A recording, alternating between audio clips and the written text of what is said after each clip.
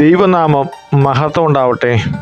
ഒരു വാക്യം ഇതാണ്: ഈ ജനം അധരം കൊണ്ട് എന്നെ ബഹുമാനിക്കുന്നു, എങ്കിലും അവരുടെ ഹൃദയം എന്നെ വിട്ട് അകന്നിരിക്കുന്നു. മത്തായി എഴുതിയ സുവിശേഷം അധ്യായം 15 വാക്യം 7-8. നമ്മളോട് ഇവിടെ വ്യക്തമായി പറയുന്നുണ്ട് കപടഭക്തിയെക്കുറിച്ച്.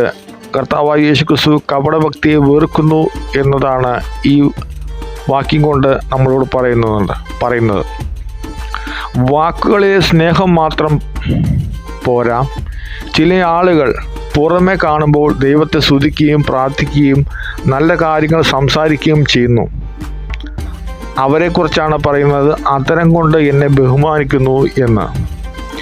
മനസ്സിൽ ആത്മാർത്ഥതയില്ല. അവർ പുറമേ ഭക്തി ഉണ്ടെങ്കിലും അവരുടെ ഉള്ളിൽ, ഹൃദയത്തിൽ ദൈവത്തോടുള്ള യഥാർത്ഥ സ്നേഹവും വിശ്വാസവും ഇല്ല. അതാണ് പറയുന്നുണ്ട് അവരുടെ ഹൃദയം എന്നെ വിട്ട് അകന്നിരിക്കുന്നു. ദൈവത്തിന് വേണ്ടത് പുറമെയുള്ള പ്രകടനം അല്ല, മറിച്ച് ഹൃദയശുദ്ധിയും ആത്മാർത്ഥതയുമാണ്. ഈ വചനം നമ്മളോട് പറയുന്നുണ്ട്. മനസ്സിൽ തട്ടാതെയുള്ള പ്രാർത്ഥനയോ ആരാധനയോ കൊണ്ട് കാര്യമില്ല. ദൈവം നോക്കുന്ന ഹൃദയത്തിലാണ് എന്നതാണ് ഈ വാക്യം നമ്മളോട് പറയുന്നുണ്ട്.